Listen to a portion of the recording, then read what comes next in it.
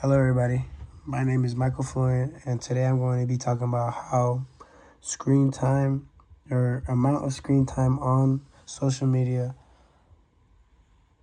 can affect or develop one's self-esteem differently. Social media obviously is something most students in college use every single day without a doubt, and spending more time on it can honestly really affect one's lower esteem for the better or for the worse. That's exactly what this test is really for. Purpose being that we're trying to figure out if more time on social media does lead to a lower self-esteem. My hypothesis turned out to be if students spend more time on social media daily, their self-esteem will tend to be lower than the average Joe, which can possibly lead to more anxiety or higher risk of depression, like we learned in class. For this study, our method was kind of targeting obviously college students in our class ranging from the ages 18 to 38. Shout out Ramon.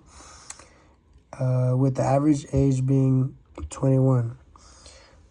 We collected data from 4 females and 6 males, and those participants were each asked how much screen time exactly was obtained daily throughout the week on average on social media, and they were asked to complete the Rosenberg self-esteem scale to see where their self-esteem scaled on a number in a number perspective.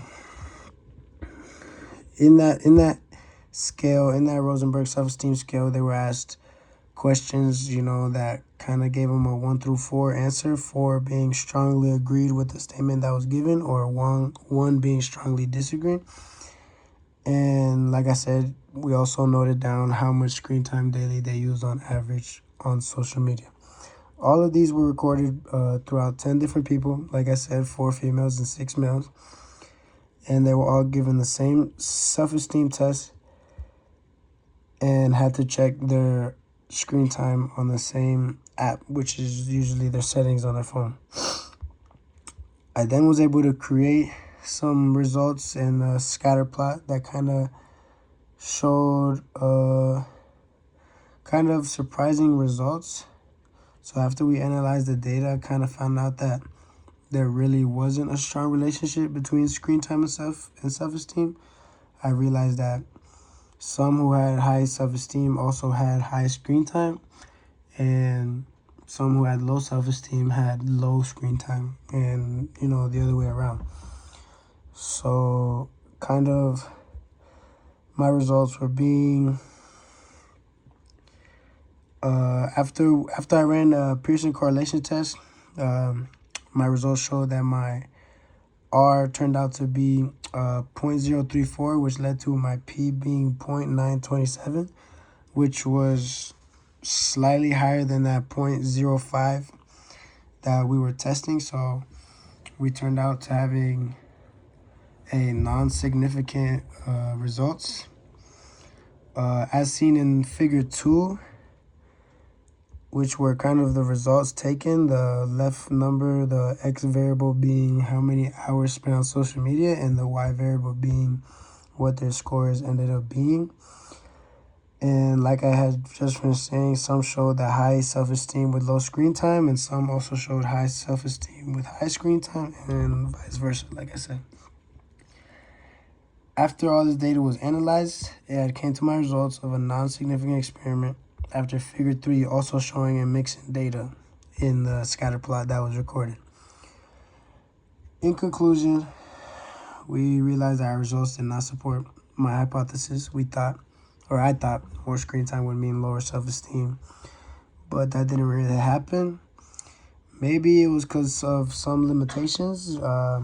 Some limitations I wrote down consisted of maybe too small of a sample size, no specific times on which exact platforms. Obviously, some platforms could be used for research purposes or kind of just to see what's going on in the community, like Facebook and things like that, which could kind of throw off the results.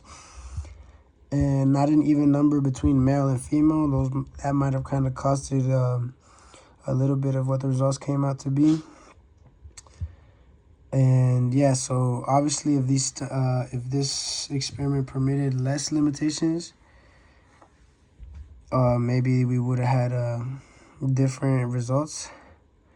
And also, the screen time doesn't really, the scale that was given also doesn't really, it's kind of general, towards their mental health. Doesn't really specify on self-esteem, as some of these references also turned out to give. They thought that obviously one who spends more time on social media will tend to compare their life and put themselves in a more negative position. So that's why we thought that the hypothesis would make sense. But according to our data, sadly, it didn't show too much of a connection. Didn't find a strong link between social media and the use of self-esteem.